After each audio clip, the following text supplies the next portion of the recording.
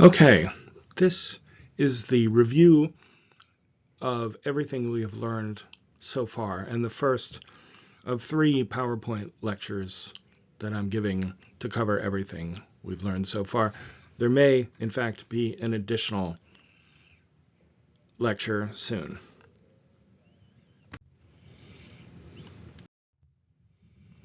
My intentions with this series are as follows. First, I plan to give 3 lectures, and I plan to record them all. We had a little bit of trouble recording Monday's lecture in class, and so I am redoing it now. So this lecture is called Approaching Style and builds up some background for the approach to style that we've taken in this class and covers some of the basic things. On Wednesday, we'll be looking at the big picture of how to divvy up style, how to talk about style in various ways that divide style into this or that category. These are the kind of general ways of talking about the style of a passage. And then Friday, we're going to cover the smaller things, the figures of speech and figures of thought. I'll rerun a discussion of metaphor and then down to some of the other figures, well, all of the other figures that we've covered so far and their categories. I'm going to try to make sure that each lecture is not too long, that it fits within the 50 minutes of the class and allows for questions both on the lecture and on work that you're doing outside reviewing the lecture in the class, like the paper you've got coming up. All right?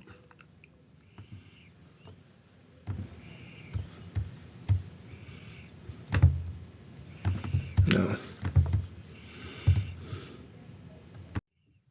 So it's worth reviewing what I mean by style. And when I say I mean by style, I don't mean that my definition of style is somehow unrelated to or incompatible with the definitions of style that you might get elsewhere. But my particular way of defining it has to do with my priorities and my values. So style, which remember is related to words for sort of going through, making a path of in your writing. Think of the word stylos, which can mean the tip of the pen or the tip of the writing implement. Style, in my view, is all of the choices that we make at the local level. That is, choices we make among words or sentences or parts of sentences or sets of sentences. All of those choices we make at that level that are not determined merely or solely by grammar. If we have 10 ways or 15 ways or 20 ways of saying something grammatically, when you choose which one of those you want to execute, you are making a style choice. And if you make those choices more or less consistently and intentionally, mindfully, willfully in your writing, you might be said to have a personal writing style. Now, if you don't have a personal writing style, that does not mean your writing does not have a style. It just means that you haven't chosen your style. There is no such thing as writing without a style. All writing has a style. So you can't add style to writing like putting on a fancy hat. Or if you do that, you are not adding style, you're changing your style. Style is not ornament. It is not something extra in writing. All writing has style because all writing needs to make its way through and needs to have local choices. Now, for a long time, hundreds of years really, from the Renaissance to the mid-20th century in English, style was considered to be primarily ornamental, and there's a long history which I won't get into. But you will sometimes see people read people writing about style that talks about it as though it's ornamental. There are ornamental things you can do to your writing, add a little flash and pizzazz, and you might consider that a matter of style because it's local level and it's not necessarily determined by grammar, but it's not adding style where style doesn't exist. It is merely changing the style. So you've got to kind of to think, well, at least if you want to think like I do about style, you don't want to think about writing as having no style or some style. All writing has style because all writing makes choices. It's just that not all writers make choices, and especially not all young or emerging writers, such as you, make their choices deliberately, willfully, mindfully, etc. So, if every writer writes with style, and we don't add to style to writing any more than we add sentence structure, then does your writing have style? Well, yes. But is it your style? Do you have a personal style? Probably not, at least not wholly, and probably, given the age of most students in college, not mainly. A few exceptional writers may have developed a style by the time they're in college, but most people who really want to be serious about writing are developing their style for a while after that. And of course, most people who write never develop a personal style at all. They have a style, but it is not theirs, something they own. Your style was probably developed either by habit or by inheritance or both. Probably both. You inherit your style. Well, let me start with habit since the slide starts. By habit, I mean simply that. You start writing in one way, and then you keep writing that way. You use certain words, and then you keep using those words. You write certain sentences, and then you keep writing sentences of that type. And typically in school, the sentences that you got encouraged to write or praised for having written are the sentences that you keep writing because people keep doing and do better what they're rewarded for. Alternatively, there are ways in which we inherit style from lots of people. Anybody who we think of as important is likely to contribute some to our style. And for children, when we start learning how to write, you pick up elements from parents, teachers, writers you love, maybe movies or television or videos you love, certain ways some characters talk. Anybody who's an authority figure, so that can include, for example, religious authority figures, you can inherit elements of their style without thinking about it. I'll give you an example from my life. My father, who died in 2012, always referred to our dogs when we were growing up. I'm very much a dog person and have always been one. But my childhood dog, my father would never call her by her name, Phoebe, but would always refer to her as the simple beast. And lo and behold, I found that when I was an adult and my father wasn't around, I still would call my dogs the simple beast. Or another example, and so this is obviously oral language, but it applies to writing too. My father's way of asking a question might have been something like, do we want to go out to this restaurant? And then he would always add, or frankly, no. Those were the words he would say. And I use that for giving options to my family now. And the same goes. I have found myself writing like some of my professors in college. I've picked up little habits from writers I love, like James Joyce. This is This happens to everybody. It's not bad to inherit style. It's just useful to know whether you are being an apprentice or your own person. And to understand style is to be able to choose your style, and frankly, to be able to weigh the choices in front of you and be aware that they are choices. Most people don't even think about that. They don't know how many choices they have. They just come to a place where they've got a choice, they make it, it's the default, and they make it that way because they can't remember doing otherwise.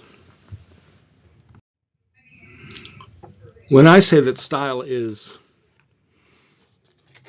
a matter of the choice and making consistent choices and being aware of the choices that one has, I am flying in the face of probably what most people mean by style, and certainly what most of the textbooks about style mean by style. When they talk about writing with a good style, or good writing in general, they mean basically writing that is very efficient and clear and effective at conveying information. This is a kind of style that's characterized by authenticity, which is to say believability, brevity, which is to say concision, and clarity, which I suppose we all know what clarity means. This is an excellent kind of style for professional writing in certain contexts, especially business writing and technical writing. But so many style guides equate this kind of style with quote-unquote good style. The goal of this style is not to be noticed. The style of clear writing is to be seen through, and good style is kind of invisible. It's also kind of indistinguishable from anybody else's. When we see through writing and we adhere to the values of authenticity, brevity, and clarity, then if writing is clear, Aristotle called that the chief virtue of style, but it's a kind of unnoticeable virtue. So a good style is somehow an invisible style in this way. Now, I don't think this. And my answer to the question of whether an invisible style is good is really my answer to almost every question about value, which is, it depends. The answer is, it depends. Yeah, obviously, an efficient, invisible, see-through style is good for lots of things. But that doesn't mean it's good for everything. If you're writing in business contexts, you want to be efficient, you want to be brief, you want to be clear, and you want to be believable, but that's not everything we do in life.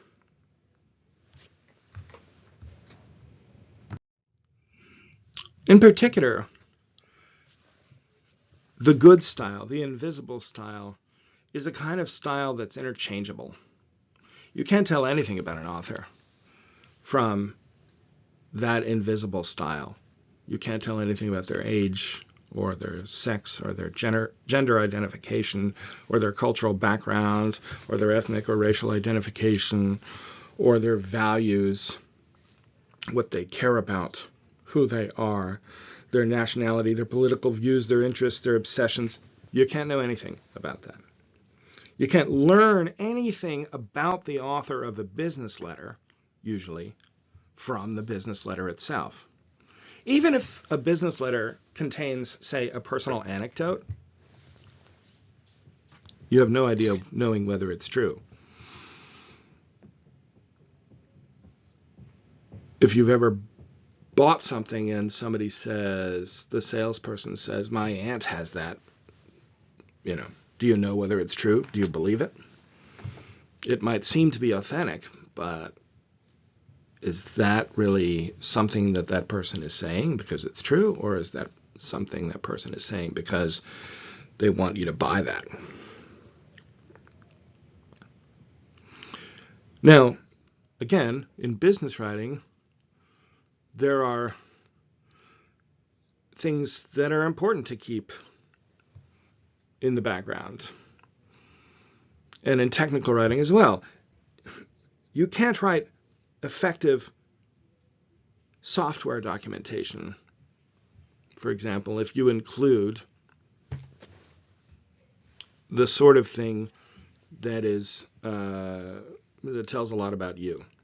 Because software documentation is not about the author.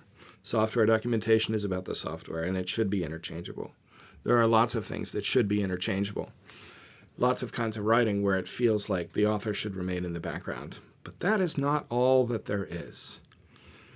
And what I object to are the writing guides that act as though style is merely a matter of clarity and brevity and so-called authenticity, which is really the appearance of authenticity that comes across to a reader rather than anything else. Sometimes, maybe not always, sometimes writers want to be difficult. Sometimes writers want readers to skate on thin ice and have a little danger of falling over. Sometimes writers want to make people feel creepy. Now, the ABC style, the invisible style, has no way of doing that.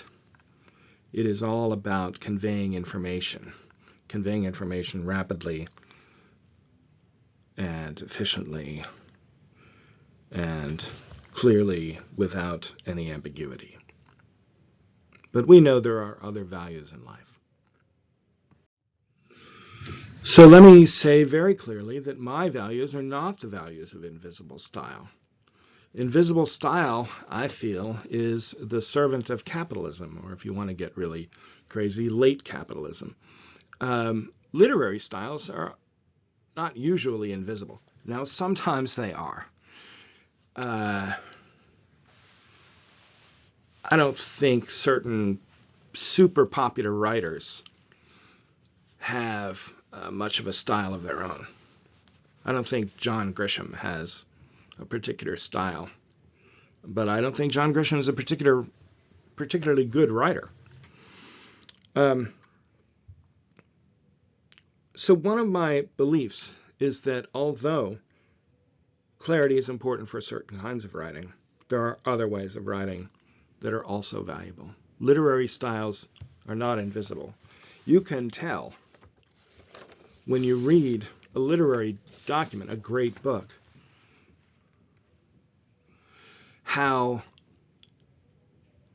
what a person sounds like. Well, you can tell things about that narrator, if not the author,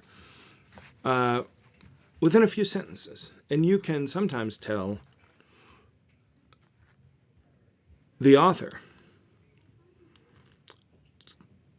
William Faulkner doesn't sound anything like Toni Morrison, who doesn't sound anything like Virginia Woolf, who doesn't sound anything like James Joyce, even though both James Joyce and Virginia Woolf are considered masters of the art of stream of consciousness writing. How is that possible?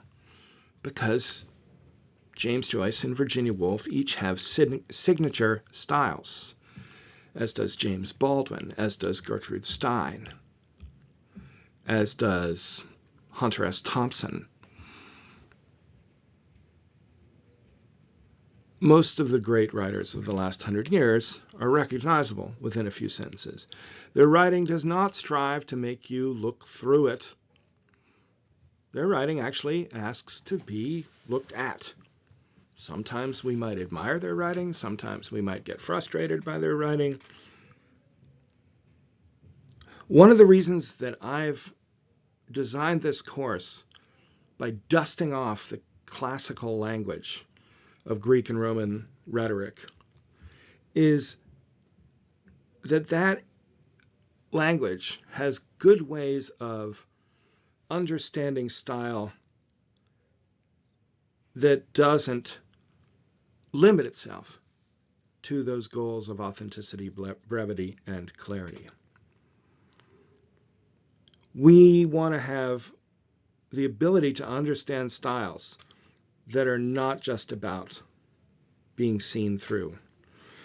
We want to be able to describe our feelings about encountering writing that might be difficult or even self-regarding, but attentive to itself.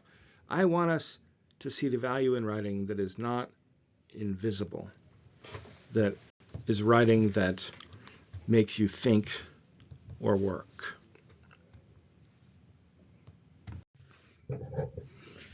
Having said all of this, I want to end this lecture by focusing on a concept I introduced early in the semester, but that you may have neglected, and that is the core or kernel sentence.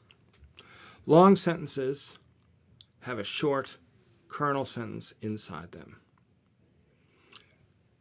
I'm going to say that this is the core sentence. And although you don't have to learn a lot of grammar in order to really develop a personal style, notice I didn't say have a good grade. I don't really care about grades. You're going to do fine, by the way. You do the work, you're going to do fine. Identifying the core sentence is really useful to be able to read long sentences and to be able to write them, because you need to know what's the core sentence in a sentence that you write, which is not always easy. Okay? So let's review the concept of the core sentence. So here's a sentence from William Faulkner. His father struck him with the flat of his hand on the side of the head, hard but without heat, exactly as he had struck the two mules at the store, exactly as he would strike either of them with any stick in order to kill a horsefly, his voice still without heat or anger. That's a 56-word sentence, which is about twice the length of your average sentences on the whole. Maybe a little more. It's really easy to read because this core sentence comes at the beginning. His father struck him is probably the minimal version of the core sentence, 4 words, or you could go all the way to his father struck him with the flat of his hand on the side of his head, which is 16 words. Now, when I say this, it's to emphasize that the idea of the core sentence is not, something we can absolutely decide all the time. But we can get there. It's not anywhere else. It's either as little as his father struck him or as long as the whole first line on the PowerPoint, the 16 words ending with head. Now, that core sentence is where the action is, where the subject is, and where the predicate is. Everything else is a modification. And in order to understand the core sentence, you have to understand where the subject is and where the predicate is. Those are two things, where the verb is, I should say. And in this case, where the direct object is, which is part of the predicate in this case. His father struck him. His father is the subject, struck is the verb, him is the direct object. Everything else, really, is a modification. You want to know where core sentences are in other people's writing, as well as where core sentences are in your own writing, especially. If I ask you where is the core sentence in a long sentence that you write, you should be able to find it pretty quickly. If you can't, that means you haven't written a sentence that even you can understand, which is a sign that you need to work on it more. So the key takeaways from this lecture are as follows. First, more awareness means more choice. Meaning, the more you know, the more options you have. The more you understand about the style of a sentence, the more you can realize that there's not just one way for you to write any sentence. And the second takeaway is that you want to know where the kernel sentence is, the core sentence. Keep finding it. Do this relentlessly. Do it in your own writing. Do it for other people's writing.